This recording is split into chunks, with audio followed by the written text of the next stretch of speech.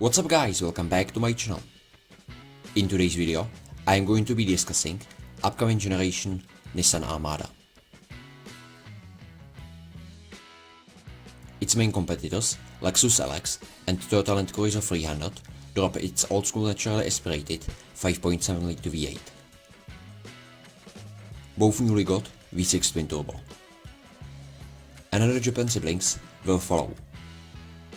New Infiniti QX80 and new Nissan Armada.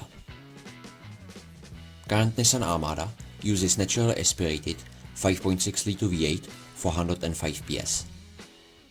Upcoming generation is getting new Nissan's 3.5 litre V6 twin turbo with power output 440 PS. And there are still speculations also about another options. We would like to see full hybrid or even plug-in hybrid. Fully electric option is unlikely. Upcoming generation will be smoother and more minimalistic. We expect bigger front grille, modern lights and new design options.